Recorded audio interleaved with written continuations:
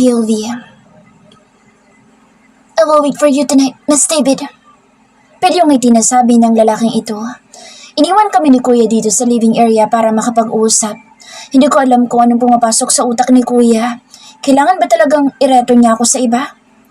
Wala akong ibang sagot kundi ang pumayag na lang kahit na ang totoo hindi ko talaga siya sisiputin. Mamumuti ang mata niya kaya hintay sa akin. Sa wakas naisipan niya na rin na umuwi. Kanina pa ako naiirita at naiinis sa kanyang pagmamukha. Siguro kapag nalaman itong buntis ako'y titigil na ito sa pangungulit. Nalaman niyang may anak na ako pero wala man lang ako nakitang pagkadismaya sa kanyang mukha kanina. Habang ipinapakilala ko si Danica sa kanya, nakangiti pa ito na bumati sa anak ko. Mommy, sinong lalaking yun? Inosenteng tanong ni Danica sa akin habang tinatahak na namin ang kitchen. Kailangan kong kausapin si Kuya about dito. Wala lang yun, baby. Isang lalaki nangungulit kay Mommy. Naliligaw po sa'yo, Mommy? Hindi ko masagot ng diretso ang tanong ni Danny. Paano si Daddy? Danny, hindi porkat may nanliligaw kay Mommy, isasagutin niya na iyon. Siyempre hindi. Si Daddy Dustin lang ang love ni Mommy. Love mo si Daddy, Mommy? Ha? Kagad kong tinakpan ang aking bibig. Ang ibig ko sabihin, yay! Yes! Si Daddy lang ang love ni Mommy, wala nang iba. Nanlaki na lamang ang mga mata ko nang isigaw iyon ni Danica. Nasa loob na kami ng kitchen at patuloy pa rin itong sumisigaw. Tuwang-tuwa siya sa narinig niya mula sa akin. Maging sila mga ng Dolly ay napatingin na sa amin. Si Kuya naman ay blanco ang mukha na napalingon kay Danica. Patuloy pa rin ito sa pagsigaw. Danny, stop! Saway ko sa anak kong hindi na mapigtas ang ngiti at saya. Baka marinig siya ni Dustin. Nandito lang sa bahay si Dustin at hindi ko alam kung tapos na ba sa paglilinis ng kulungan ni Jaguar ang lalaking iyon. Ewan ko ba kay Kuya kung bakit sa kanya ini-assign ang gawaing iyon. Mabuti na lang tumahimik rin si Danica. Pinalapit ko si Manang Dolly para samahan si Danica na kumain. Habang sunundan ko naman si Kuya palabas ng kusina. Kuya! Nagmadali ako lumapit sa kanya. Humarap ito sa akin na tila walang ginawan labag sa kalooban ko. Kuya, bakit kailangan mo pong ipakasal pa ako sa iba? Hindi na ako nagpaligoy-ligoy pa. Kailangan kong malaman kung anong dahilan niya. You want to talk to me just for this topic, Irish? Yes, Kuya. Buhay ko to, kaya kailangan ko malaman kung bakit. Bakit kailangan na ikaw masunod kung sino pakakasalan ko? Palagi na lang ba kayong masusunod nila, Mommy? As far as I remember, Irish, ang taong gusto mong pakasalan ngayon, hindi ba't ayaw mo rin sa kanya noon? Kaya ka nga lumayas at hindi nagpakita sa amin. Natigilan ako at napayuko. Ibang sitwasyon na yun, Kuya. Anong pinagkaiba? Dahil ba mahal mo na ngayon ang lalaking kinaayawan mo noon? Kung natutunan mong mahalin si Dustin, matututunan mo ring mahalin si Rick. And that's final, Irish. Si Rick ang pakakasalan mo. Next week, ayusin na namin ang kasal niyo at next week na rin uuwi sila, Mommy. Sinabi ko na sa kanila ang lahat. Kitang-kita ko sa kanyang mga mata ang pagsaseryoso nito. Hindi talaga siya nagbibiro. Talagang tototohanin niyang ikakasal ako sa lalaking iyon. Anong gagawin ko? Tatawagin ko sana ulit si Kuya ngunit mabilis na itong nakalayo sa akin. 6:00 na ng gabi, pasulyap-sulyap ako sa orasan dahil sa usapan namin ni Rick. Hindi naman talaga ako pupunta pero itong si Kuya nagpresenta na ihatid ako sa restaurant kung saan naghihintay si Rick. Pinagmasdan ko si Danica na kaiidli pa lang. Maaga siyang natulog ngayon. Kanina ko pa hindi nakikita si Dustin. Hindi pa siya pumapasok dito sa kwarto simula pa kanina. Hindi pa ba siya tapos sa ginagawa niya o may pinagawa ulit sa kanya si Kuya? Hindi kaya nakilala siya ni Kuya kaya siya pinapahirapan? May mahihinang mga katok ako naririnig mula sa labas ng kwarto. Sa pintuan ng kwarto na kinaroroonan ko. Ma'am, pasensya na po sa storbo pero pinabibihis na daw po kayo ni Sir Harold. Mamaya daw po ialis na kayo. Sigaw ni Manang Dolly sa labas. Bagsak ang aking mga balikat. Sinadya ko magsuot ng long sleeve at mahaba din ang tabas ng dress ko hanggang sa ilalim ng aking mga tuhod. Sinadya ko maging pangit para naman hindi pumayag si Rick sa kagustuhan ni Kuya. Hindi rin ako nagpaganda. Bakit pa nga ba ako magpapaganda kung ang taong makikita ko lang naman sa gabing ito ay hindi ko naman gusto? Bagsak ang mga balikat ko na lumabas ng kwarto. Habang tinatahak ko ang hagdanan na nakita kong paikot-ikot sa sala si Kuya habang nagpupunas ng kanyang noo. Kuya, ano nangyari? Naguguluhan na tanong ko. Lahat ng sakit ko sa garahe, flat ang gulong. Hindi ko alam kung paano nangyari. Parang sinadya pa yata nabutasan lahat ng gulong ng kotse ko. Namamawis na ang noo nito habang paikot-ikot sa kanyang kinaroroonan.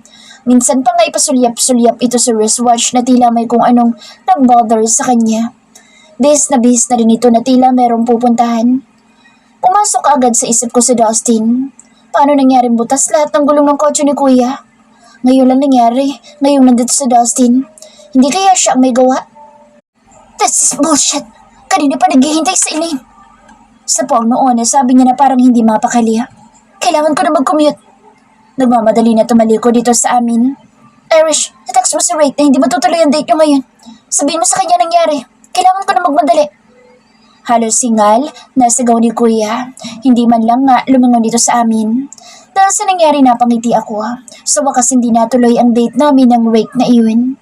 Maganda ang mood ko nang pumasok sa kwarto ngunit nadismaya nang malamang wala si Dustin sa loob ng kwarto. Lumabas ulit ako para tanungin si Manong Dolly. Magsakang balikat ko nang sabihin nitong nagkaroon daw ng emergency sa bahay ni Diana or Dustin. Iisa lang naman sila kaya ito na pauwi. Ano kayang emergency? Kinaumagahan. Maaga ako nagising para magtambay sa pool. Kailangan ko magpasikat sa araw. Pagkalipas ng alas 7 ng umaga'y pumasok na rin ako. Naganda ako ng sandwich at gatas para sa akin. Sa mga oras na ito'y tulog pa rin naman si Danica. Kaya sa akin lang muna ang inihanda ko. Hindi ko pa nakikita si Kuya. Siguro sa mga oras na ito'y tulog pa. Tumiretso ako sa living area at binuksan ng TV.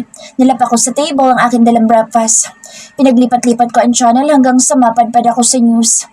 Natigilan ako nang makita ko sa screen si Dustin. Nakangiti habang nakapulupod sa kanyang braso ang braso ni Amy. Paano nangyari magkasama silang dalawa? Bakit sila magkasama? Yun ang mga katanungan sa isip ko na iyokong malaman ang kasagutan. Mr. Wright, sa pagkakataon ba na ito'y matutuloy na ang kasal niyo ni Miss Amy? Ngayon bumalik na siya sa Pilipinas? Tanong ng babaeng may hawak ng microphone. Mukhang nasa airport sila sa mga oras na ito at mukhang kababalik lang din ni Amy. Halos sirain ko ng remote sa klase ng paghawak ko dito. Sa lakas ng pagkakahawak ko at tila gusto ko ng ibato sa malaking screen. Nakangiti si Amy habang si Dustin ay palingon-lingon sa paligid. Hindi pa nito sinasagot ang tanong ng babae sa kanya. Mr. Wright? Untag ng babae. Excuse me. Ako nasasagot para sa fiancé ko. Of course, sa pagkakataong ito'y matutuloy na ang kasal namin. Wala namang dahilan para hindi matuloy, di ba, Hon? Pareho naming mahal ang isa't isa kaya wala ko nakikitang problema para hindi matuloy ang kasal. Ngiti-ngiti na sagot ni Amy. Pero totoo bang usap-usapan na nagkaroon ng anak sa ibang babae sa Mr. Wright? Masasagot mo ba ito, Miss Amy? Kaagad na kumunot ang noo ni Amy at halatang halata iyon sa camera. Sino naman nagpakalat sa balita na iyon? Of course, wala. Nagpaplano pa nga lang kaming dalawa na magkaroon ng baby dahil syempre pagkatapos ng kasal namin, kailangan may mabuo na kaagad kami. Excited na kasi akong maging mommy. Masarap sa feeling na meron kang baby na inaalagaan habang may asawa ka naman na nag-aalaga sa'yo. About doon sa babaeng sumira sa wedding namin ni Dustin noon. Baliw lang ang babaeng iyon at akala niya si Dustin ang ama ng pinagbubuntis niya. Napaka-feelingera, di ba? Sa inis ko sa sinabi nito, inaibato ko ang remote sa malaking screen ng TV. Mabuti na lang, hindi naman ito nabasag. Ma'am, gusto niyo ba ng hinog na langka? Habang tahimik ako nag-iisip sa couch, bigla naman nagsalita si Manang Dolly. Napatingala ako sa kanya. Nasaan, Manang? Kukunin ko po muna. Huwag na humanang. Ako nang pupunta. Nasa kusina ba? Nainis ako kaya sa pagkain ko nalang ibubuhos ang lahat ng inis ko. Tumango-tango na lang ito. Tumayo ako at kaagad na pinuntahan ng kusina. Nakita ko kaagad na nasa mesa ang hinog na langka. Malayo pa lang ako'y amoy na amoy ko na ito at nanonood sa ilong ko ang bango. Kaya panandalian kong nakalimutan ang sakit na nararamdaman ko. Halos nga maubos ang isang langka dahil sa lakas kong kumain. Sino ang kumuha nito, Manang? Kinuha yan ni Sir Harold sa likuran. Hindi ko nga alam kung bakit umalis na naman iyon ng may dalang langka. Nagmamadali pa nga. Ha? Natigilan ako at napaisip. Ano na naman kayang kasyungahan na ginawa ni Kuya? Hindi kayo nakabuntis na naman ang loko? Third person's POV. Nagmamadali Madali na umalis si Dustin sa bahay ni Harold. Nang makalabas ay kaagad niyang hinubad ang disguise sa loob ng kanyang sakyan. Kanina lang ay tumawag si Amy na pauwi na ito. Kapag hindi mo ako sinundo, magpapakamatay ako. Ulit-ulit na nag-flash sa kanyang isip ang mga sinabi ni Amy. Kapag ginawa ko yun, no one else will be blamed kundi ikaw, Dustin. Everything is in my letter.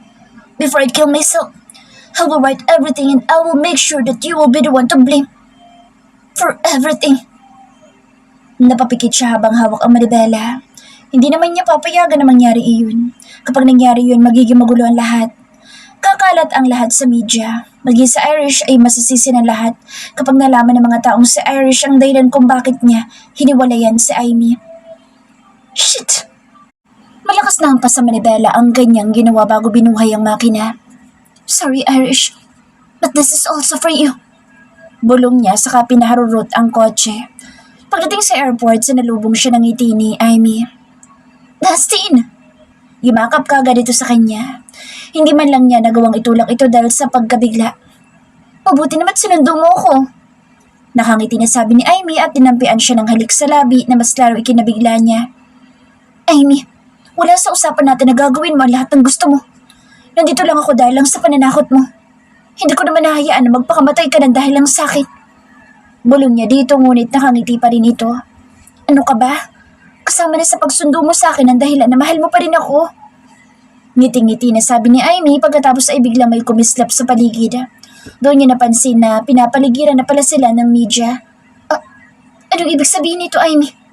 Simple lang. Sinabi ko sa kanila na maganda sila dahil sa big revelation na sasabihin ko sa kanila. Alam mo naman ng mga press, pipilitin nilang pumunta para lang magkaroon ng magiging bagong topic.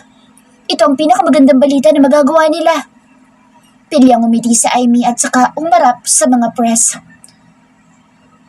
Kagad na hinila ni Dustin sa Amy sa hindi mataang lugar pagkatapos ng interview. The next time you do this, I won't hesitate to embarrass you, Amy. Banta niya dito habang mariinahawak ang braso nito. Kagad din naman niyang pabalang na binitawan ito. Tinalikuran niya kaagad dito para umalis. Sige, umalis ka. Hindi ka magiging masaya. Kayong dalawa ng babaeng pinagmamayabang mo. Sisiguraduhin ko rin hindi kayo magiging masaya. Malakas na sigaw ni Amy pagkatapos niya itong talikuran. Napatingin sa kanila ang iilan na dumadaan. Go ahead, Amy. I am not afraid of your threat. Do everything you want to do. I will make sure that you can't stop my decision now. I only love Irish and no matter what you do, I will still choose Irish. Only her and no one else. Wisit! Narinig pa niya ang inis na pagsigaw ni Amy pero hindi niya na ito tinapunan pa ng tingin. Irish, POV. Kuya, magpapakasal na ako kay Rick. Buong tapang nasabi ko kay Kuya. Sinadya ko siyang puntahan sa kanyang kwarto. Kalalabas lang nito ng banyo. Napatingin siya sa akin. Naningkit ang kanyang mga mata habang tinititigan ako. Mukhang hindi siya naniniwala. Anong nakain mo at gusto mo na magpakasal kay Rick? Nawala na bang pagmamahal mo sa kaibigan ko kaya nakapagdesisyon ka kaagad na pakasalan si Rick? Naglakad itong palapit sa malaking salamin habang nagpupunas ito ng buhok. Umupo naman ako sa kama. Huminga ng malalim. Nakapagdesisyon na ako, Kuya. Hindi ko na kailangan pa sagutin ang tanong mo. Basta gusto ko magpakasal kay Rick. Kung yun ang gusto mo, bakit hindi? Desisyon mo lang naman ang hinihintay ko. In fact, ayusin ko na bukas ang kasal niyo. Or kung pwede, ikaw na mag-ayos ng kasal niyo. Ako na, Kuya. Kami na lang ni Rick ang mag-aayos nun. Okay. Buti naman hindi na kita kailangan pampilitin. Ikaw na nagdesisyon yan. Pagkatapos ng usapan namin ni Kuya, bumalik ako sa kwarto. Humiga at nakatitig sa kisame. Nasa isip ko pa rin kung paanong hawakan ni Amy ang braso ni Dustin at nasasaktan ako. Tumalikod ako ng higa at pinipilit na ipikit ang mga mata ngunit mukha lang ni Amy at Dustin na nakikita ko. Nakita ko ang mukha ni Amy kung gaano ito kasaya sa interview. Inis na napasigaw ako. Ibinaling ko na naman sa kabilang banda ang aking katawan ngunit hindi talaga ako makatulog. Sinalipan ko si Danica. Nasa kabilang kama. Tulog na ito habang yakap ang kanyang malaking teddy bear. Paano ba ako makakatulog? I hate you, Dustin. I hate you. Sinungaling ka. You are never to be trusted. You are such a liar. I hate you so much. Kinaumagahan, maagang napatawag sa akin si Rick. Nakuha niya raw ang number ko kay kuya. Bakit pa nga ba ako magtataka? Di ba nga sinabi ko kay kuya na gusto ko nang pakasalan si Rick? Sumasakit ang ulo ko. Sigurado na ba talaga itong desisyon ko? Nakipagkita ako kay Rick para sa kasuhin ng kasal namin dalawa. Thanks, dahil pumayag ka nang magpakasal sa akin. Sabi nito habang nagmamaneho. Papunta kami ngayon sa municipal para kunin ang mga requirements. Kinakabahan ako pero ayoko na umatras. Buo na ang desisyon ko na magpakasal kay Rick. Tinitigan ko na matagal si Rick. Kaya ko ba siyang makasama sa iisang bubong? Napapikit ako nang maalalang kailangan din namin magsiping dahil kasal na kaming dalawa. Paano ko magagawa ang bagay na iyon kung si Dustin pa rin ang laman ng walang hiyang puso kong ito? Mamahalin niya rin kaya si Danica tulad ng pagmamahal ni Dustin? Irish? Napakurap-kurap ako dahil ilang beses kong narinig ang pagtawag ni Rick sa akin. We're here. Sabi niya, saka ko ibinaling ang paningin sa gusali. Nandito na nga kami. Pinabuksan niya ako at inalalayan din na lumabas ng kanyang kotse. Thank you. Huminga ako ng malalim saka ko ipinulupot sa braso ni Rick ang braso ko. Kinakabahan ka ba? Tanong niya habang papasok kami. Slight. Tanging sagot ko. Iginiya kami ng babae sa loob. Nasa harapan na kami ng babaeng naka-assign doon. Anong kailangan po natin, ma'am, sir? Kaagad na tanong nito. We are here for the requirements of our wedding. Ako nang sumagot kahit nagdadalawang isip ako. Tama ba itong desisyon ko? Ano pong name, ma'am? Habang binubuklat nito ang folder na nasa harapan. Irish David and... Natigilan ako dahil hindi ko pa pala alam ang last name ni Rick. Ang bobo ko naman. Pakakasalan kong tao, hindi ko alam kung ano apelido. Rick Castillo. Si Rick na sumagot. Ilang minuto kami naghintay bago ulit nagsalita ang babae. Ma'am, sigurado po ba kayo magpapakasal kayo ulit? I mean, ikaw po, Miss Irish? Nalaglag ang aking panga. Ano ibig niyang sabihin? Based here, you already have a record here that you are married. Married? Ako? Opo, ma'am. Kung gusto niyo pong magpakasal ulit, dapat po na magkaroon muna kayo ng annulment ng ex-husband mo. Naglandas ang aking mga kilay at nanatiling nalaglag ang aking panga sa sinabi ng babae. Paano kasal, miss? Hindi pa ako kinakasal. Ngayon pa lang ako magpapakasal. Naguguluhan na tanong ko. Ganun ba? Teka lang po, ma'am. Double check ko lang yung name at last name niyo. Muli niyang tinignan sa computer ngunit ganoon pa rin ang sinasabi niya. Kanino po ba ako ikinasal? Gulong-gulo na tanong ko sa kanya. Pero wala akong kaidedeya kung kanino at kung kailan ako nagpakasal. To Mr. Justin, right po, ma'am. Sagot nito habang nakatingin sa computer. Huh? Mas lalo ako nagulat at hindi makapaniwala. Paano nangyaring ikinasal ako sa lalaking iyon? Ang natatandaan ko hindi natuloy ang kasal namin dahil hindi ko siya sinipot sa araw ng kasal naming dalawa. Your marriage is legal and registered, ma'am. How come you don't know? Mas lalo ako natulala at iniisip kung paano nangyaring kasal kaming dalawa ni Dustin. Alam ba ni Dustin ito? Nagkatinginan na lamang kaming dalawa ni Rick. Wala ko naisagot. Blanco ako sa pangyayari. Nabigla yata ako at hindi pa nagpo-process sa utak ko ang nalaman ko. Third person's POV. Maagang binulabog ang tulog ni Dustin dahil sa biglaan na pagdalaw ni Don Felipe sa bahay niya. Plano niya na rin na maagang magising dahil gusto niyang puntahan sila Irish sa bahay ni Harold at kahit pagtabuyan pa siya ni Harold, hindi pa rin siya aalis. Mabuti na lang din at maagang naligaw ang lolo niya sa bahay niya kaya nagising siya na maaga. Anong masamang hangin ang umihip sa inyo at naligaw na naman kayo dito, Pops? Kagad na tanong niya kay Don Felipe nang makababa at makarating sa living area. Nakadakwatro na umupo si Don Felipe sa couch. May mahalaga ako sasabihin sa iyo, Di. Seryosong sabi ni Don Felipe sa apo. Anong mahalaga sasabihin niyo? Tumikim sa Don Felipe. Sa kanya, tinawag ang kanyang bodyguard. Sa pamamagitan ng kanyang palakpak ay lumapit ang isang bodyguard na nakatayo lang sa hindi kalayuan. Bawat galaw ni Don Felipe ay nakatingin lang sa Dustin. What is that? Isang brown envelope ang hawak ni Don Felipe. Kung kayo man lang din yan, hindi yan mahalaga sa akin, Poppy. Ang mahalaga sa akin ngayon ay ang babaeng mahal ko. Walang makatutumbas pa roon. Kaagad na bara niya sa kanyang lolo. Walang salitang binitawan si Don Felipe at ibinigay nito ang papel kay Dustin. Nakaawang ang labi na tinanggap iyon ni Dustin. Puno ng katanungan kung ano iyon. Tiningnan niya ang papel hanggang sa tinitigan iyon. Nandoon ang pirma niya at ang hindi niya inaasahang makita ay ang pirma ng babaeng mahal na mahal niya. Anong ibig sabihin nito? Marriage contract? Gulong-gulo na tanong niya. Natatandaan mo ba noong pumunta ka sa office ko? Napatango si Dustin. Yun yung papel na pinirmahan mo sa office ko. Ang sabi mo, hindi mo na kailangan pambasahin ang laman na nakasulat doon, kaya pinirmahan mo kaagad, kahit hindi mo pa nababasa ang laman noon. Nagmamadali ka sa mga oras na iyon dahil sa babaeng. Hindi pinatapos ni Dawson ang sinasabi ni Don Felipe. Is it for real? Halos hindi makapaniwala na tanong niya sa kanyang lolo. Tumungo-tungo si Don Felipe. I think you need that now. Lalo na't nabalitaan kong inilalayo ni Harold sa iyong babaeng mahal mo. Sumilay ang ngiti sa labi ni Dustin. Kagad siyang tumayo at wala sa sariling niyakap sa Don Felipe. Niyakap niya ito dahil sa tuwa. Thanks, Pops. Paano niyo nagawang papirmahin sa Irish?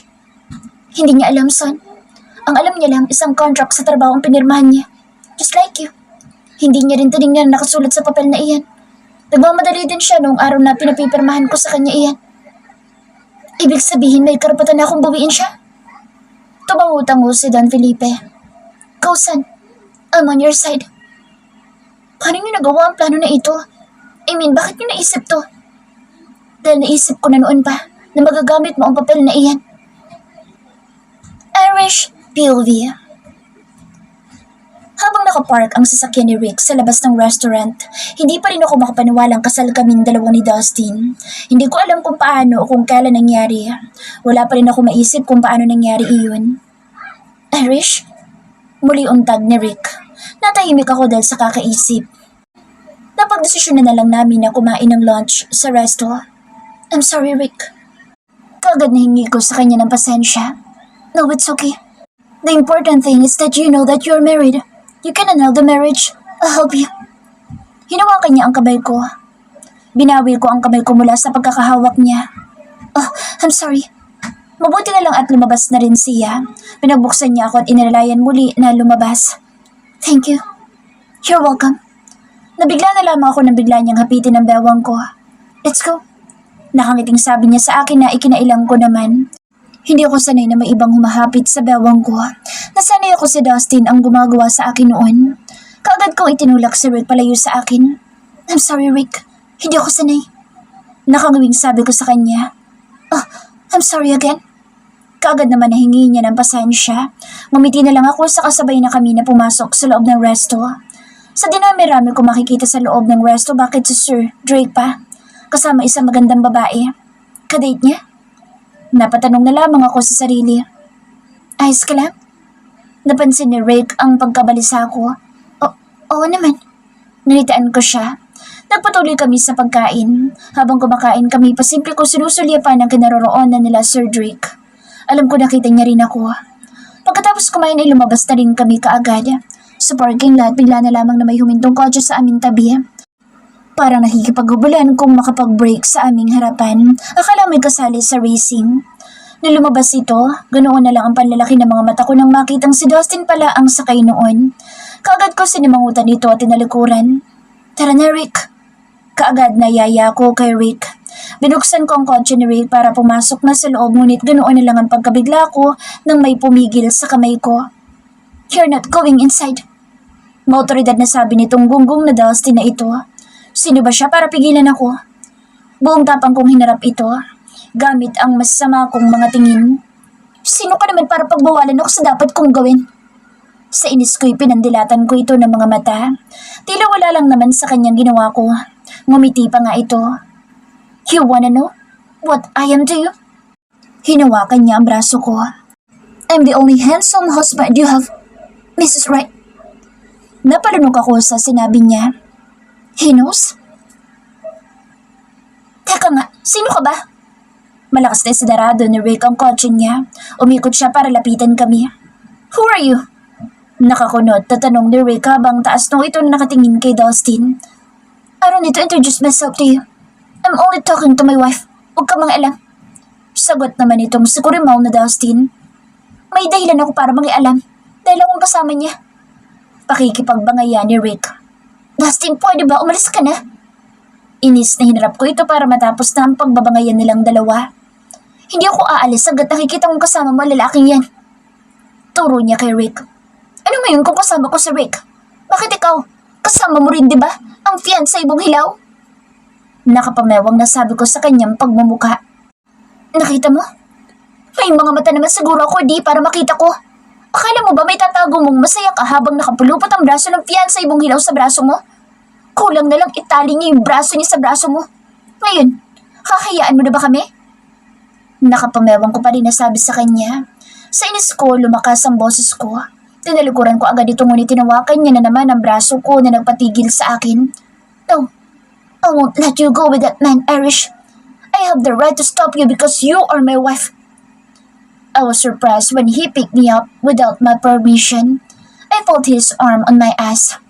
And at the same time, my face was on his back. Dustin, ano ba? Bitawan mo nga ako. Pinagahampas ko ang kanyang likuran ngunit hindi niya pa rin ako pinakakawalan. Don't dare to follow us. Pinagbantahan pa niya si Rick. Nagawa ko pa nga na sulyapan si Rick at nalaglag na lang ang panga nito habang pinanonood akong palayo sa kinaroroonan niya. Wala din siyang nagawa. Irish, can you please shut your sexy mouth? I was dumbfounded by what he said, but I made noise again and hit his back again.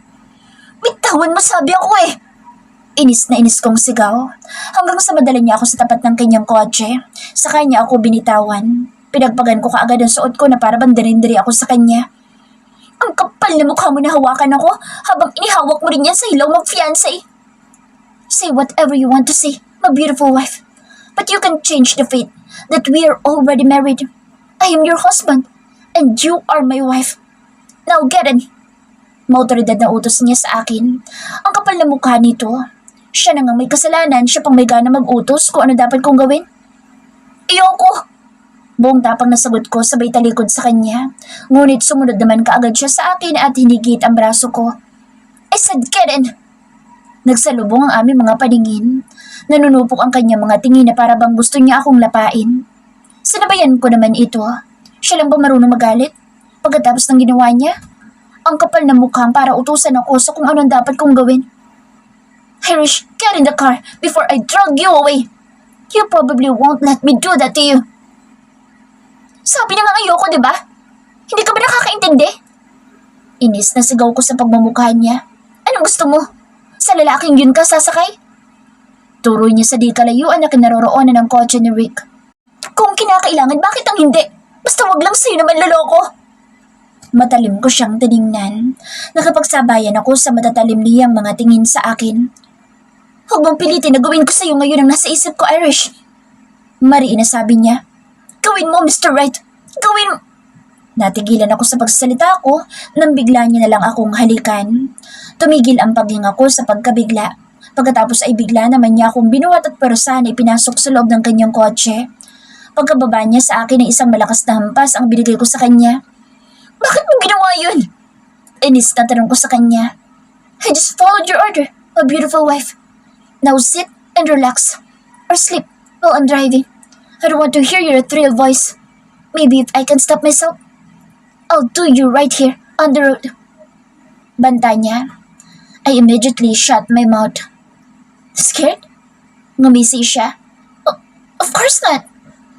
Muli ko nasilayan ang pagngisi niya. Sakay sinarado ang pintuan ng kotse niya. Umikot siya para pumasok sa driver's seat. Habang nasa biyahe ay tahimik ako nakatanaw sa labas. Mukhang lumalayo na kami sa Manila, kaya natananta ako at naisipan kong magsalita. Saan mo ba ako dadalhin? Inis na tanong ko sa kanya. Basta't naiinis pa rin ako hanggang ngayon. We're going to Bicol. We're going to do our honeymoon. Remember, we're married, but we haven't had a honeymoon. A mischievous smile drew on his lips. Ano? Nababaliw ka na ba? Ibalik mo ako ngayon din sa bahay ni Kuya Harold. Nakalimutan mo na ba? Naghihintay sa akin si Danica. Hindi ko nakakalimutan yun, honey. Gano'n naman pala. Bakit mo ko dadalhin sa Bicol na hindi kasamang anak natin? Lumaki na yata ang butas ng ilong ko sa kasisigaw ko sa kanya. Hindi ba't sinabi ko na sa'yo? Manahimik ka lang o di kayo matulog dahil ako nang bahala sa lahat. Ang tagas-tagas ng ulo mo. Iiling-iling na sabi niya sa akin habang seryoso naman na nakatingin sa kalsada. Hindi ako mananahimik dito, knowing na may naghihintay sa akin sa bahay. Bakit hindi mo na lang yung hilaw mong fiancé ang isama mo kung saan ba nalupalop gusto mong pumunta? If you want to go to the moon, then go! Sosyon mo, nasama ko si Amy. Pero kapag ginawa ko, magagalit ka naman. Mga babae naman talaga, ang hirap niyong intindihin. Iiling-iling na sabi niya. Natigilan ako, saka siya inirapan. If I were you, I would just keep quiet. Don't torture yourself, because no matter how much you scream, I will never let you go, my dear Irish. Especially now that we are married. You're all mine now.